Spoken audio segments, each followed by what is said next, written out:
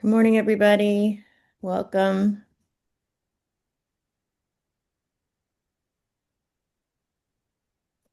Hello, hello, hello, everybody. Morning. I didn't think we were going to get in.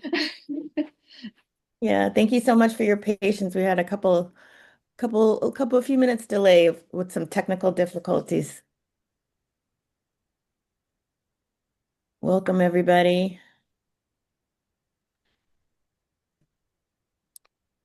Welcome. Okay, so let's go ahead and get started. My name's Kalima Red Knight. I'm a member of the board of the Slave Legacy History Coalition. I'm doing a little pinch hitting for Dennis Lloyd, who had a conflict today. But I'm delighted to be here with you and welcome you to our session today with Judy Granger. I want to acknowledge a few faces. I believe Denise Simmons is in the house. Welcome, Denise. And a few other familiar faces. Thank you so much for coming. Great. So today we're honored again to um, host a very special speaker, Judy Granger, who's going to be sharing her presentation, Finding Pomp Russell. So I hope everybody had a chance to read the description. It'll be exciting, a stimulating, and enlightening conversation, I'm sure. Before we get started, I'm going to turn it over to Naomi to read some announcements. All right, good morning, everyone. I'm going to share my screen in a second. I'll keep the announcements brief, but as always, I'll put a link to our newsletter so you can further read up on the announcements. But I want to first start by highlighting Christchurch, Cambridge, who this past weekend did host their Derby Vassal Legacy Weekend, which was event packed, and Dennis was able to fly into Boston and speak on one of the panels this weekend. So congratulations. And I believe the live stream is also available online if you missed it. On November 15th will be the opening of the exhibition Forging Freedom, Atlantic Journeys, which is curated by Dr. Akia de Barros Gomez. So this exhibition is in Newport, Rhode Island, and it will raise awareness and support for the new Center for Black History, which will be opening on Juneteenth in 2026. And then November 19th will be a virtual program hosted by American Ancestors with Eric Foner, talking about his work over the past 5 decades and his newest publication, Our Fragile Freedoms, which is a collection of recent essays, which range from topics from slavery to anti-slavery, disunion and the remaking of the United States, Jim Crow to the Civil Rights Movement, and into our era.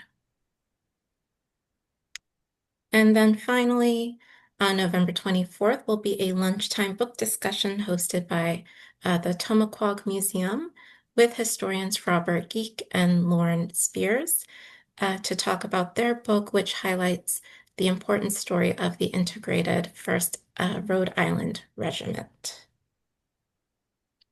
And then finally, I'll end by highlighting our fall recommended reading list, which did go out earlier in October.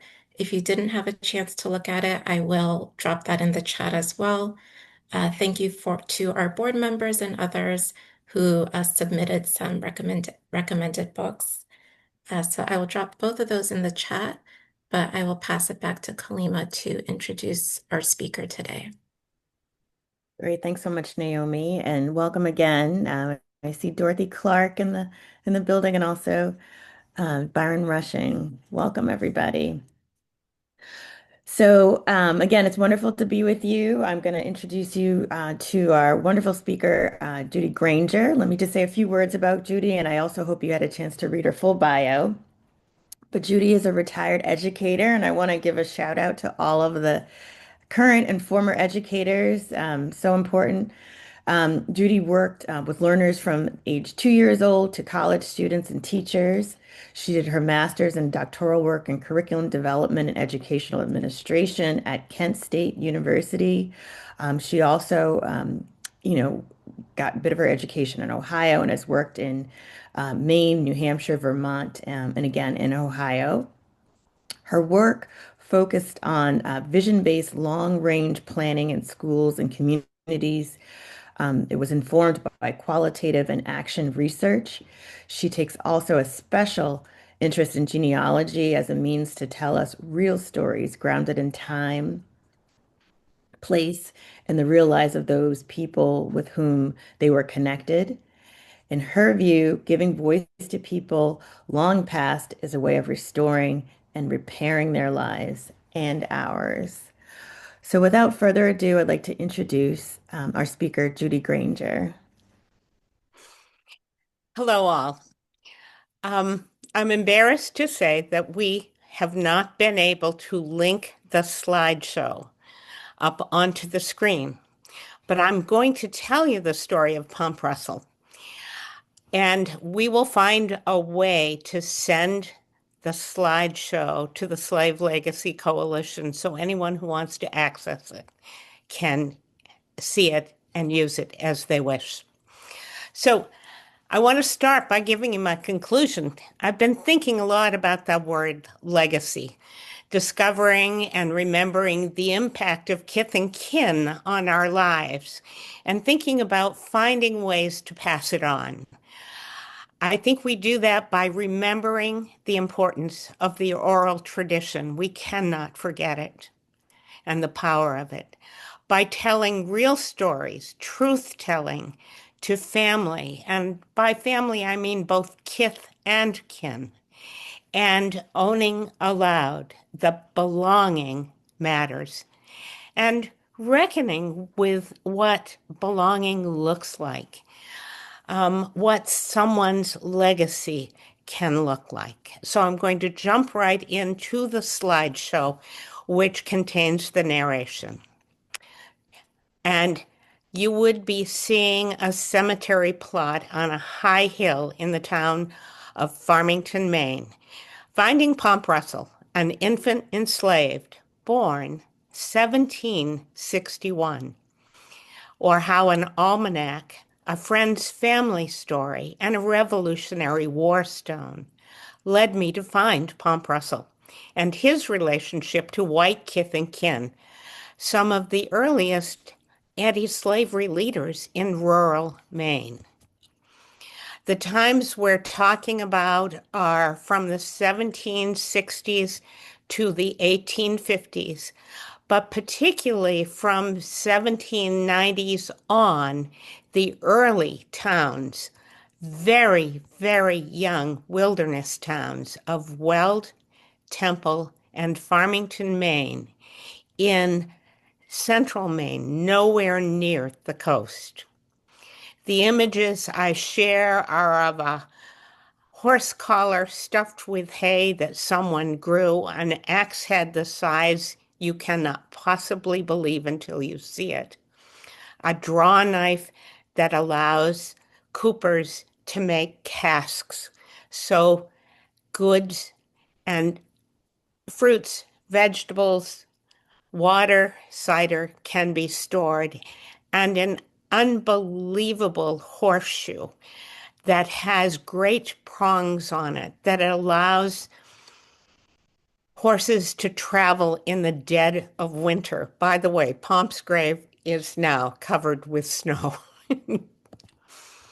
And artifacts that relate directly to once enslaved Pomp Russell and his white brother Abel, including a page from his account book, a bread shovel, a long-handled bread shovel that would have been put into the side of a fireplace, which had to be made by Pomp Russell for his sister-in-law. So the roots of Pomp's rural New England story reside in 3 states and towns: Andover, Massachusetts, for the first 4 generations starting in the 1640s. They go over the Merrimack River to a little town in southern New Hampshire called Wilton. And then for a couple of generations, and the young restless ones then head north to Weld, Maine. You would be seeing two grave sites and maps that ground us in time and place. What I want you to know is in an early map in 1677, Massachusetts owns from Plymouth Colony all the way up through Mass Bay Colony, New Hampshire, and into what was called the province of Maine. So this is both a Maine story and very much a Massachusetts story. Another map is a 1692 map of Andover, Massachusetts, and I included it because it shows the households, the names of the householders in this town of Andover, and these are the names you will hear throughout. The Russells, certainly the people who enslaved Pomp. The Abbotts and the Abbotts. Abbotts with one T and Abbotts with two T's, and you've never seen messier genealogy because both families married within their families and married across the two Abbott families. A Newberry family named Titcombs and Boston families names if you are from the Boston area, you would have heard the Phillipses, Perkins, Rogers, and Welds. By third generation, many of these families held enslaved. But by sixth and seventh generation, by 1834, these families, particularly who are in Weld, Farmington, and Temple, are connected to their elder, Pomp Russell, and they are involved in forming early anti-slavery societies in the state and serious petitioning efforts. I'm skipping a couple slides of maps. This one slide, I hope you get to see. It is a 1793 plantations map of Massachusetts land, surveyed by Stephen Titcomb of Farmington. Stephen was the first resident of Farmington. And by plantation, they mean plots of land or townships. Those townships were numbered. Now, here's a couple of significant pieces. Remember, I told you Massachusetts essentially owned the province of Maine. Well, the reality is we'd lost the war. We'd won the war, but we were out of a lot of money, but we had land, and it was up north. And this land of what is about 195,000 acres, it's huge property. This land was purchased by a wealthy Bostonian named Jonathan Phillips. That Jonathan Phillips is directly related to the Reverend Jonathan Phillips, who was the first and long-serving minister of 60 years of the second parish of Andover. He, by the way, was given, like Cotton Mather, was given an enslaved as part of his compensation as this 21-year-old new minister. And this Jonathan Phillips is directly connected to Samuel's sons. Samuel, who started Phillips Andover, John, who started Phillips Exeter, William, who was very much part of the Faneuil Hall group of seven, and William Jr., who became the lieutenant governor of Maine. Well, the Abbott family also went to the Samuel Phillips Church. So the Abbott family and the Phillips family are closely connected. And When Jonathan bought this land, he bought it for a purpose, to sell it and make money. And so another map I stumbled across was an 1803 map of the township number 5, Weld. And it is all divided off into what are called quarter lots, or 150, about 150-acre quarter lots of land, so that Jacob Abbott can sell the land. And there is a spot on the map where I have an arrow, and it points to Pomp Russell's name. Pomp owned property in Weld. Judith, I just want to let you know that Naomi actually was able to open the slide, so we're looking at your slide with the arrow and the beautiful map of 1803. Oh, fabulous. Okay. So, I'm so delighted. So, are you now seeing the Anti-Slavery Almanac? We're seeing the slide that says yes, exactly. Okay. Oh my God. Yes, yes, yes. Oh, am I happy? Okay. Naomi, you are a wonder. Yes, she is. Continue to be a wonder. Okay. I stumbled across something in my ignorance I knew nothing about. It was the American Anti-Slavery Almanac from 1836, and it happened to be volume 1, number 1.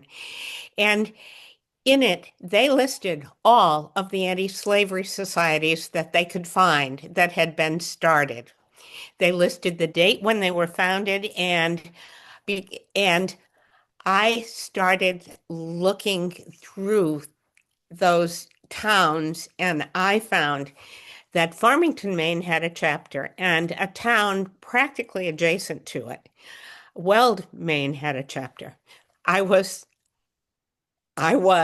thrilled to find this. I wanted to tell my book group about it, but I wanted to investigate who these people were. You can see that in Farmington, the president was Isaac Rogers. Well, Isaac Rogers, as it turns out, was the first minister of the Congregational Church in Farmington. But I found out he was educated in Andover at the Andover Theological Seminary. That was that seminary was actually founded by the Phillipses and was placed on the Phillips Academy property. So Isaac comes from Andover comes from Boston by way of Andover and then up to Maine. The secretary turns out to be John Titcomb. Remember, Stephen Titcomb surveyed. I'm going to bounce back for just a second. See that map right there? This is the map that Stephen surveyed. His son, John, is one generation in. He is the secretary of that organization.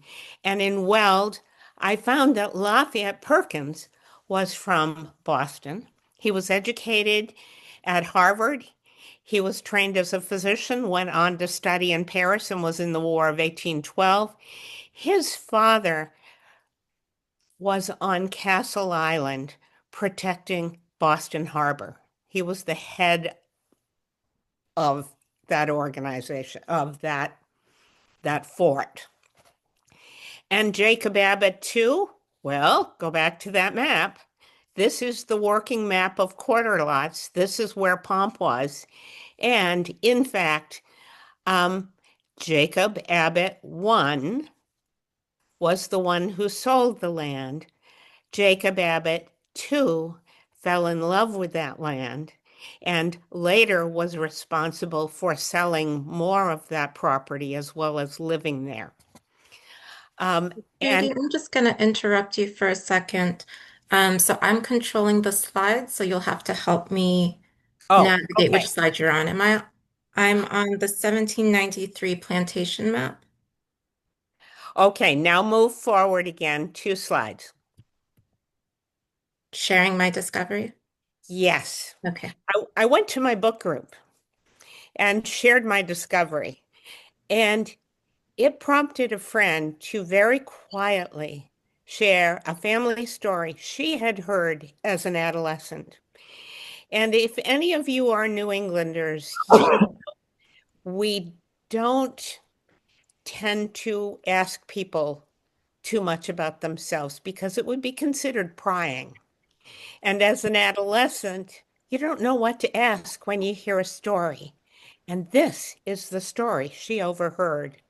A white mother so bereft at the loss of her firstborn. Her husband gets on his horse, rides to Charlestown, Mass., and buys a black baby to assuage her grief. We were stunned. We were stunned into silence. Pomp was taken from the arms of his birth mother in April 1761 and enslaved by Thomas and Bethia Holt Russell of Andover, Massachusetts. Naomi, and to assuage Bethia's grief, yes, and grief of another sort. My friend Sally, who told us this story, said there's got to be more to this story. And she looked into the social history of wet nursing and came away stunned. She said maybe it was grief of another sort, likely because of nursing expectations. In 1710, Cotton Mather wrote that women who refuse to suckle their infants are dead while they live. She probably worried she would be a failure as a mother. Pomp is purchased for £5 sterling. He is baptized in the South Parish Church, that's Sam Phillips's church, in 1764. He is identified in that document as servant to Thomas Russell, age 3 years old. Pomp becomes the oldest and only black child of 10 additional white children in the Russell home. Naomi? Genealogies don't always look like fan charts. They don't always look like what you find on Ancestry. Sometimes you have to simply invent how you're going to think about things. You don't need to know much more about this than, can you see my cursor, by the way? I bet you can't. No, we can't see it. You cannot? Correct. Okay. On the left-hand side, I took the Russell family line back, realizing literally every one of those families had gone to Samuel Phillips Church. And on the right-hand side, you see the children listed of Thomas and Bethia as I was beginning to find them. And in none of the Russell genealogies do we find Pomp listed as a child. But you can see that I've used a highlighter to note the children the siblings I was beginning to find who had moved to Weld, who then invited Pomp to come. Naomi? Here is a terribly tight summary of Pomp's story. In 1770, Pomp is 9 years old, and Thomas and Bethia moved to Wilton, New Hampshire. They go over the Merrimack River. It's only 40 miles away, and they can still get home to family in Andover. In 1777, at 16, I have documents that show Pomp enlists, and he fights at the Battle of Bennington in Vermont. And that is a decisive battle. It's absolutely critical. We've lost Fort Ticonderoga. Burgoyne is coming down. People write to New Hampshire, the New Hampshire governor, and say, we are going to lose this war if the revolution, if you don't send some troops over to help. Pomp is at that Battle of Bennington. 10 years later, he marries a woman named Margaret Cutt. When I I'll never finish researching Pomp, but when I finished doing Pomp's story, I was desperate to find out about his wife. I believe Margaret was enslaved by the very wealthy Cutt family in Kittery, Maine. And when he marries her, she is now free. They settle in Packersfield, New Hampshire, about 30 miles away from Wilton. He's getting away from his enslavers. All right. I find that he owns 30 acres. They have their own home, livestock, and they're paying taxes. That's significant because you don't pay taxes on a home that is not substantial enough. And Peggy births her two sons, Peter and Zadok. In 1805, Pomp and family moved to help settle Weld, Maine, joining seven of his 10 white Russell siblings and their families, which now include the Abbotts. Before 1840, and at this point, I think it's before or around 1830, Pomp dies and is buried in the Masterman Webster Cemetery on Center Hill in Weld, Maine, and he is buried under a New Hampshire Revolutionary War stone for fighting at the Battle of Bennington. You see the Bennington Monument, but what I really want you to pay attention to is on the left-hand side, it says Private Pomp Russell served. And a couple lines down, it says Colonel Moses Nichols Regiment, 5th New Hampshire Militia. The 5th New Hampshire Militia was the first sent in to the battle to fight the Hessians. And Colonel Moses Nichols becomes important to Pomp's life. Naomi, 10 years later, Pomp at 27 marries Margaret. Look down below. They are married by Justice of the Peace, Dr., now General, Moses Nichols. The man Pomp trusted to marry him was the man who commanded his regiment at the Battle of Bennington. Naomi. And this is the original writing, recording. Midway through, you can see married, Pomp Russell, Margaret cut by Moses Nichols, Justice of the Peace. Naomi. Packersfield, New Hampshire is where they moved to. This is a cellar hole map. And I contacted a historian from that town, and he combed through the records to be able to find the information about Pomp and Peggy owning their own home and living there and paying taxes for 15 years. He was also able to make it clear that Pomp was a farmer. I found another researcher in Toronto, Canada, who is descended from, this is going to sound tricky, Pomp's son Peter married a woman named Prudence Davis. Bill Richardson is the Davis family genealogist, and he is has written several pieces on his ancestor, who literally was part of this story as a boy. He's a very well-known Canadian abolitionist, and he was able to tell me from the documents he has that Pomp was a blacksmith. But the most wonderful thing that left me dancing around the room for days was when Richard Church told me that Peggy sang in the choir in Packersfield. Naomi. So it's 1805. This is Webb Pond in real time and Mount Blue. The lake is surrounded by mountains. They moved to plantation number 5. Naomi. The Pragmatics, or why leave their established home in New Hampshire in 1805? Family. It's said that the younger brothers, much younger brothers actually, wanted Pomp to join them. Abel, Joseph, and Ephraim asked him to come. It appears, I have been digging on this story for 6 years. I would tell you they loved Pomp as a big brother.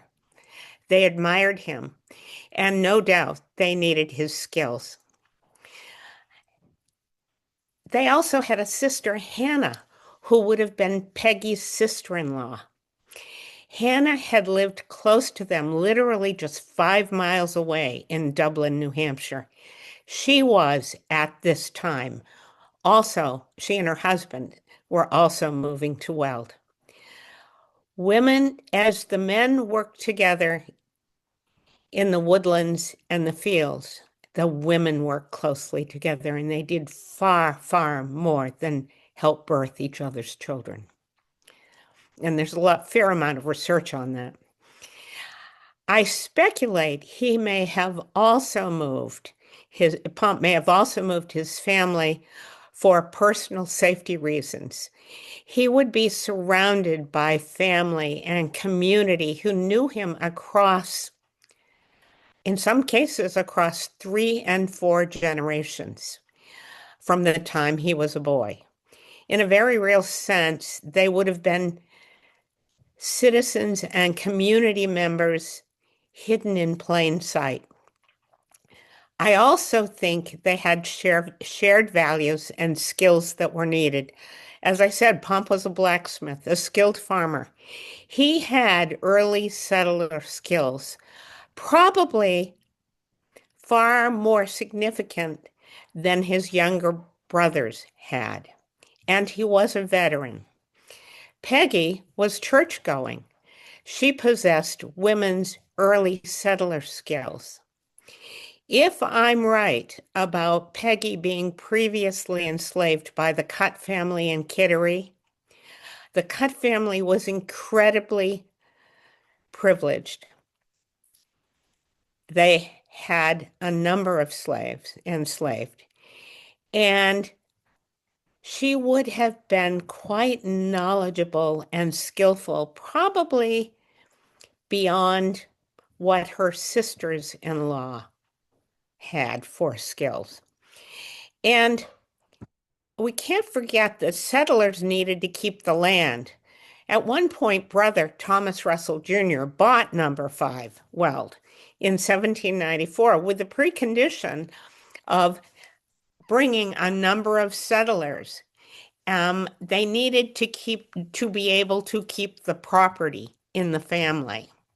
I suspect that is when Jonathan Phillips actually bought it, but I can't prove that yet. Naomi? This home still stands. In fact, I knocked on the door, and I'm ever so glad I did. Pomp, born in 1761, would have been 44 years old when he moved to Weld's first settled area, Center Hill, in Maine. While it's called Center Hill, I need you to understand this is mountainous. These are not hills. These are mountains. Abel Russell, who was my friend Sally's great-great-great, who married Sally's great-great-great-grandmother, Nancy Clements, would have been 27, Joseph 25. Abel, Joseph, and Ephraim lived side by side, Pomp and Peggy arriving, also living adjacent.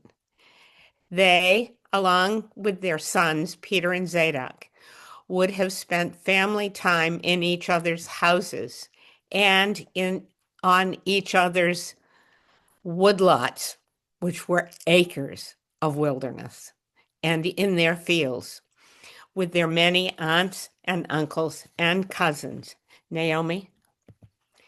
This is an 1813 tax record from Weld, Maine.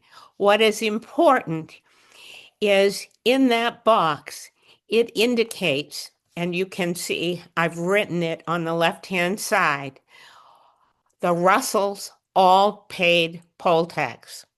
That meant they could vote.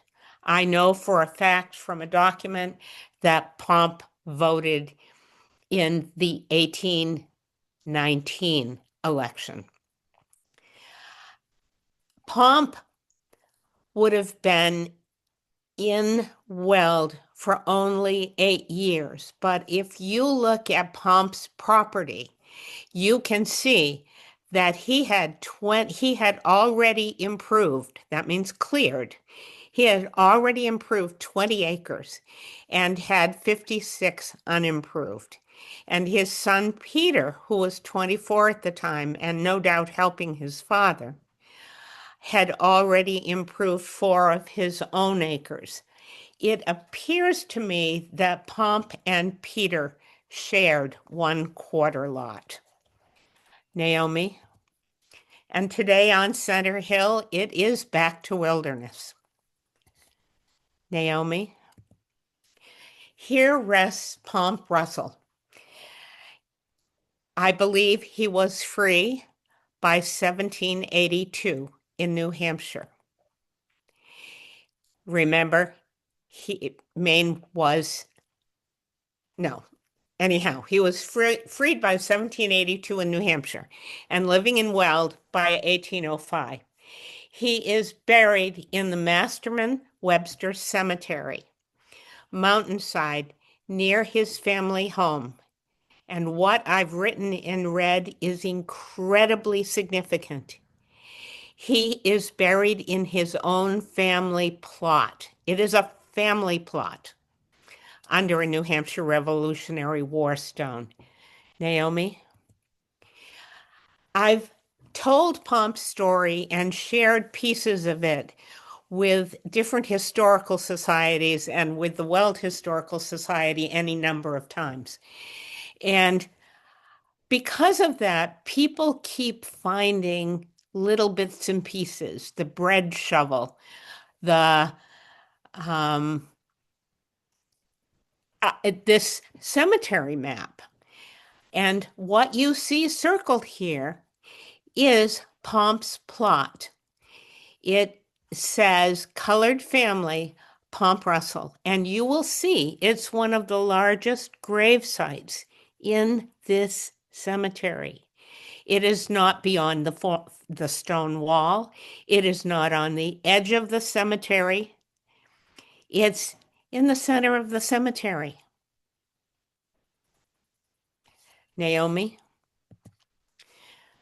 This is another way of doing genealogy contemporaneously.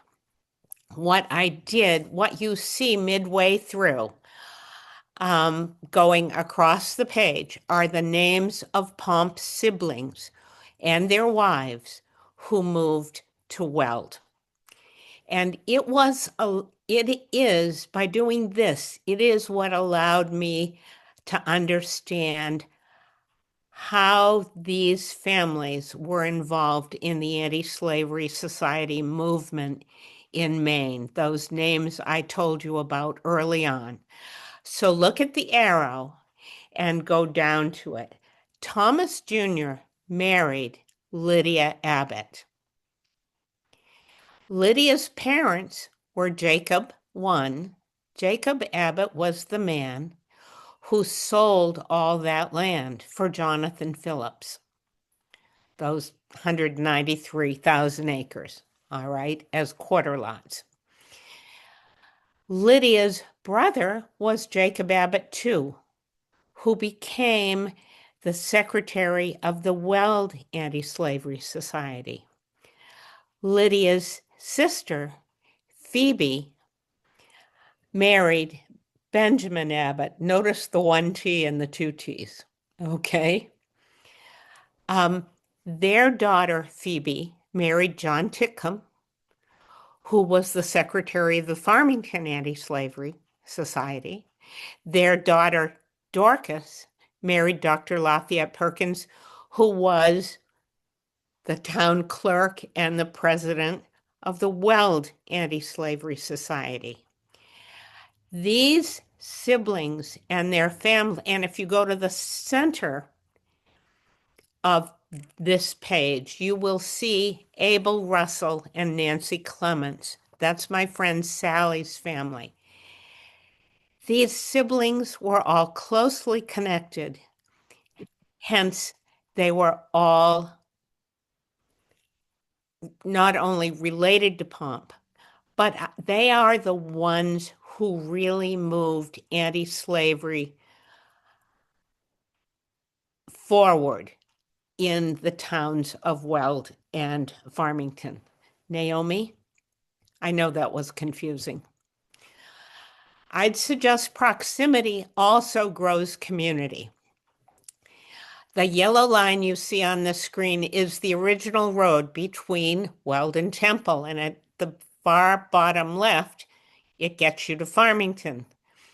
Well, in the upper right is upper left, where it says to Weld, is Center Hill up in the mountains.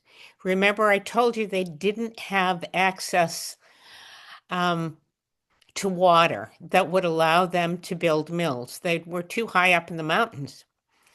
So this road, which is now completely unpassable, was the road to get to Temple. And Temple had a water supply, and they had the mills. So this was an active pathway. You see an arrow on the right-hand side pointing to Benjamin Abbott's house. And next to Benjamin Abbott's house was their first school, Temple's first schoolhouse. It was also where a second Black family lived, the Davis family, Samuel Davis Sr. So what you've got are two Black families living 5 miles apart and living adjacent to their several extended white family members. And they all have not only the human familial connection, they all have skills necessary for survival. Naomi? And age plays a part. You don't have to begin to read this whole slide. All I need you to understand is when these anti-slavery societies were started in 1834, you see a red box down below that. The Russell family and the Abbotts and Rogers and Titcombs and Perkinses were all early Congregationalists, and Pomp and Peggy were the elders. The Davis children, who had already lost their father and their mother now remarried to Pomp's son Peter, the Davis children are adolescents and young adults. But if you look on the left-hand side, you'll see the people who were settled enough to become the activists.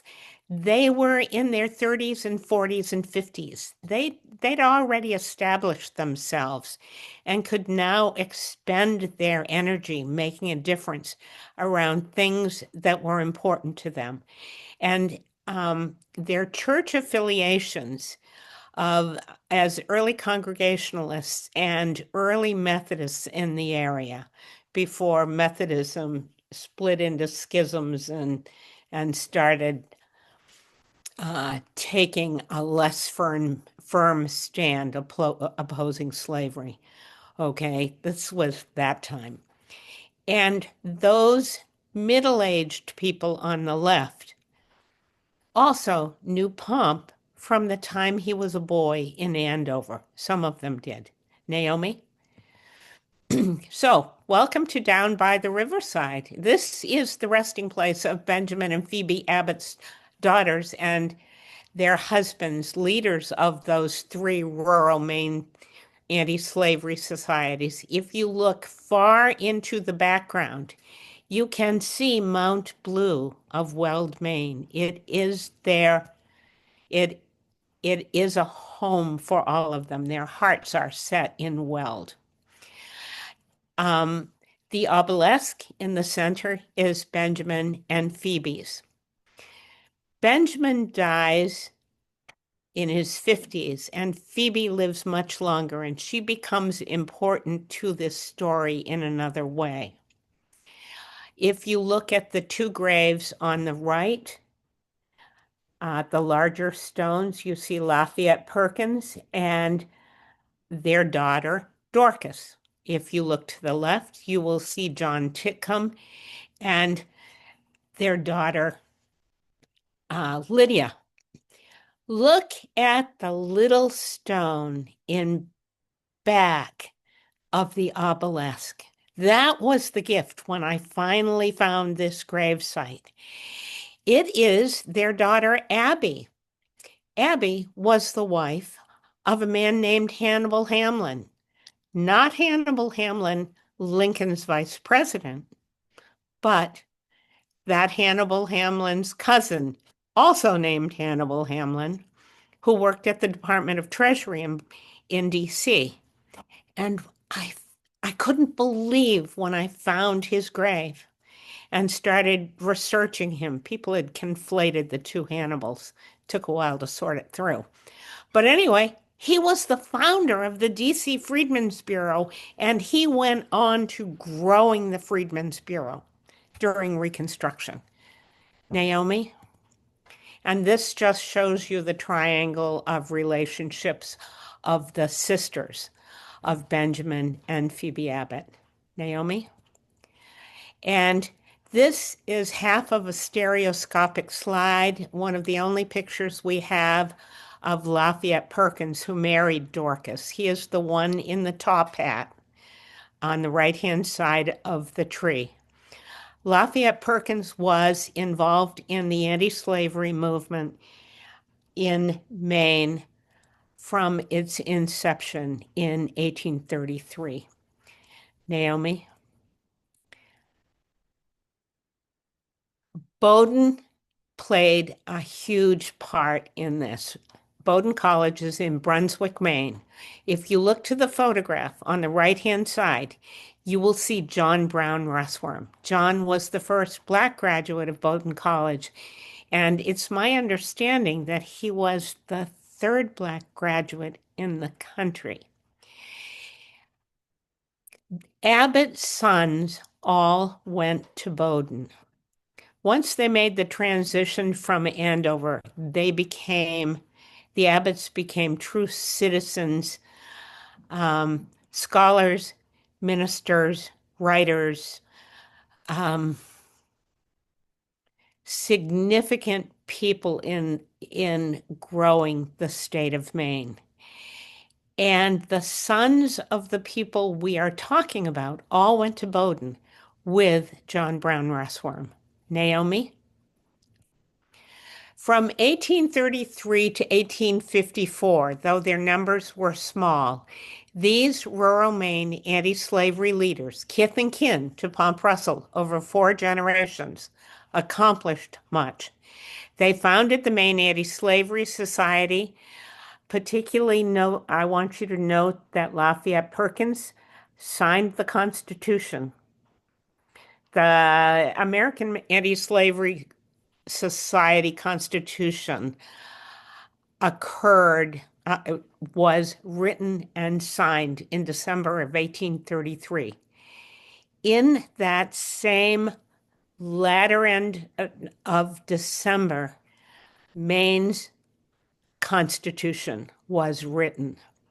And who do I find signing it but Lafayette Perkins and Pomp's white nephew, Charles Russell. They also founded local anti-slavery societies, both male and female, and were involved in them at the town level and county level.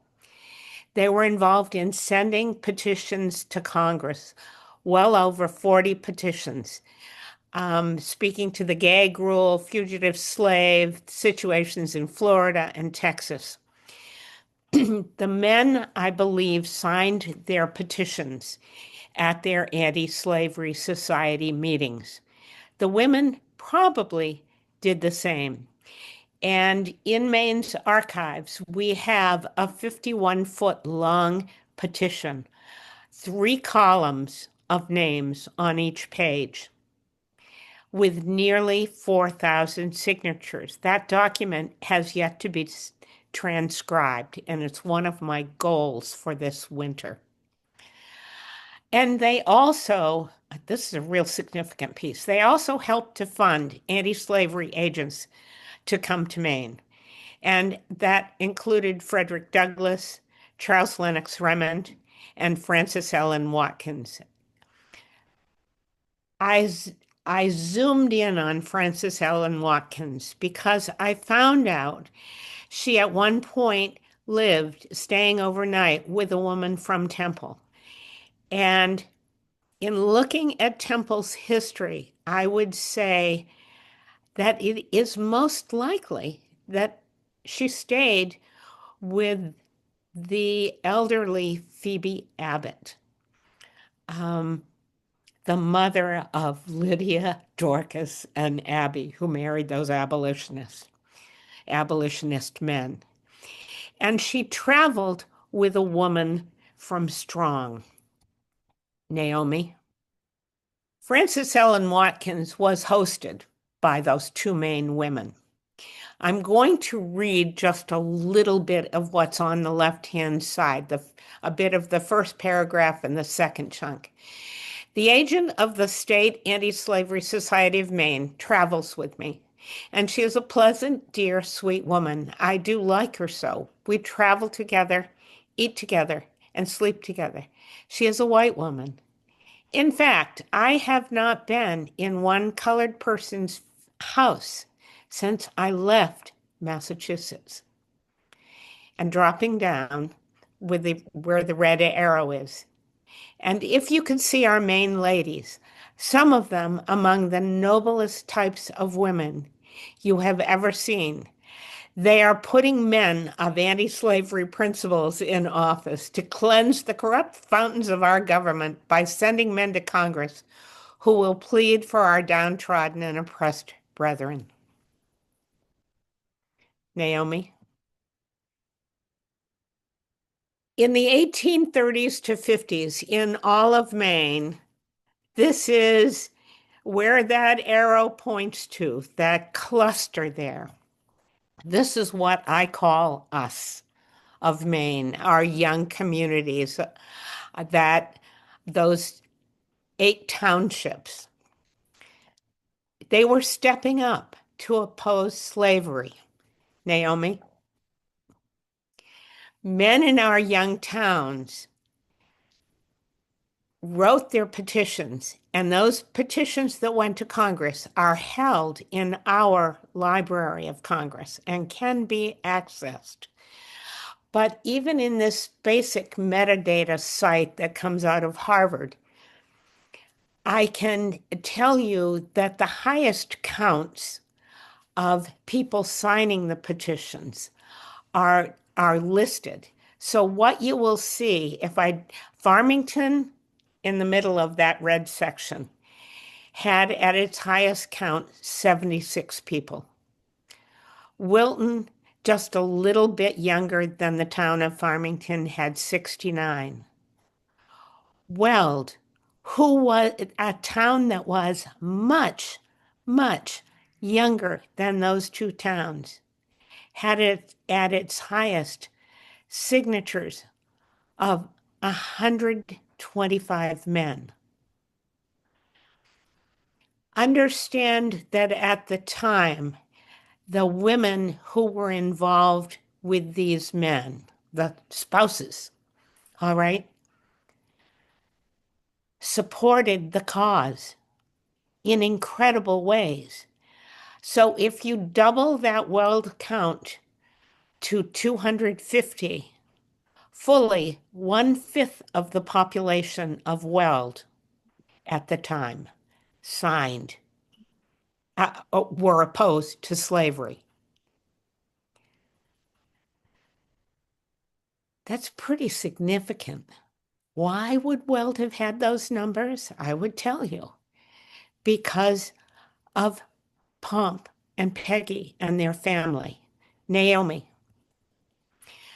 This is simply a snapshot of that 51-foot long petition. And if you go to the petition on the right, you will see John Titcom's name at the top of the first column and Jacob Abbott's name at the top of the third column. Naomi, that scroll is the one I can't wait to transcribe.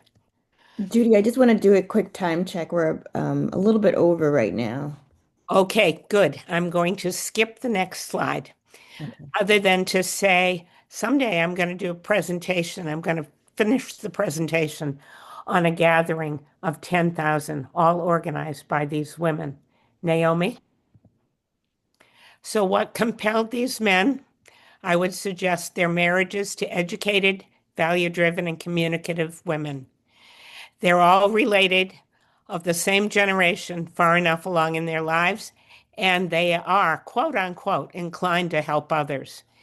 They were all religious and committed to putting their faith into action, but finally, I think they all cared about and lived in close proximity to their family's eldest, once enslaved, Pomp Russell. Naomi? Without a deep dive into genealogies, stories like Pomp's would be invisible. You will see Abel Russell on the right-hand side. That is Pomp's white brother. Naomi? That's just a messy genealogy that shows you I had to find all the nieces and nephews and cousins. Naomi? Finally, their family still being found. Pomp and Peggy Russell's family line moving forward. Of Weld, Maine, Pomp Russell, born 1761, and Margaret Cutt have two sons, Peter and Zadok. Zadok dies young. His uncle Abel, the man in that picture just a couple slides back, makes Zadok's coffin. Peter marries the widow Prudence Davis from Temple. They have 4 children. And doing a presentation for the Weld Historical Society caused the president to go home and find a photograph that he had found of the Holt Scythe factory. And if you look in the lower left-hand corner of the slide of all the employees, you will see a black man. And I would suggest to you, having gone through the censuses of these towns and doing the genealogies, that this may be Zadok Russell, Pomp and Peggy's grandson. Naomi? So, once again, thinking about legacy. The oral tradition matters. Stories have to be passed. They have to be truthful. We need to own the power of belonging, and we need to reckon with what it looked like in each individual situation and what it can look like in the future. Thank you. Naomi, you can end the slideshow. Wonderful. Now Thank you so much, Judy. That was great. So I think we have time for 1 or 2 questions. Does anyone have any questions before we break? Just unmute yourself if you have any questions. I don't have any questions. I just want to thank her for allowing us. I'm sorry, it's very emotional, but for allowing us to learn so much. It means a lot because so much of it is being hidden.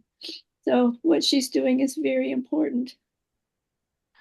Thank you. I have a question. I have a question. Go ahead, Pam. Thank you. My question is, how are these forgotten people being recognized in these communities? And if you're not doing anything to acknowledge people that would know the history, that have the knowledge to even investigate this history, is it being taught in schools? Is it being taught? Are there any markers around that are symbolizing any of these things? How is the common man knowing this history and recognizing these forgotten folk? In a number of ways, and that's just a really helpful question. I'm so old that I'm not turning these into books. I'm simply printing off these slideshows. I give them, what I'm doing is doing presentations. I've done them in for several Maine historical societies and small genealogy societies, far beyond just the town of Weld and Farmington. I'm presenting in New Hampshire, and in Massachusetts. The stories, I'm telling them in different ways. You may be familiar with Jane's Walk. These are events that are happening in the spring. I can never remember the date.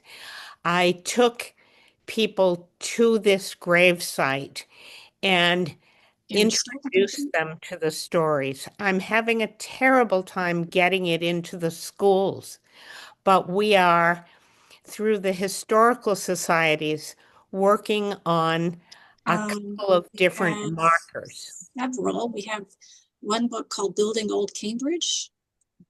Say it again. Sure. Old Cambridge. And we have it for sale. It's a huge book. That's like $49, but it's at the library. Then we have some publications that are by neighborhood that talk about the beginning and then the evolution of those neighborhoods. Was there a specific area you were interested in? Naomi, can you clarify that question? Yeah, I am it's probably, well, deafness I messes can up. send you a link. They're all available at the library. What I do is after I do a presentation, I print it off and put it in a folder for the Historical Society or to be put on the library shelf with the genealogical information. Great, thank you. So I think we're going to have to wrap up the questions there. Dennis, you're able to join us. It's good to see you. Oh, it's good to be here. Thank you very much, Kalima, who is a member of our board of directors, and certainly Naomi, and to all of you. Judy, it's wonderful. Thank you for your wonderful presentation and very thoroughly documented. So thank you very much again. And we look forward to our continued relationship and continuing the dialogue so we can follow this trail of legacy and history that you've documented so well. Um, Other than that, I'd like to wish all of you well, a good holiday, and also not to jump far ahead, but our December presenter will be Margaret Sedler and John Johnson from Charleston, South Carolina. So we'll be able to connect a trail from Charleston to Maine, and I think as we go along. So we look forward to seeing you all. Have a good holiday, and thank you all for being here. Great. And the Thank you. presentation will be on YouTube. Oh yes, and this is on YouTube also, if you want to uh, listen to the presentation again. All of our past presenters have been, it's uploaded onto YouTube. Just go to Slave Legacy History Coalition. Is that correct, Naomi? Mhm. Yes, and folks will be getting an email once it's available. Okay, thank you. Thank you all. Kalima? Bye, everybody. Thanks so much. Thanks again, Judy. Thank you, You're Judy. welcome. We'll be Thank in you touch. so Thank you much. very Good much. Thank job. you. Thank you. Good Bye-bye. to see you. Bye, Representative, good everybody. to see you. Thank you. Take care.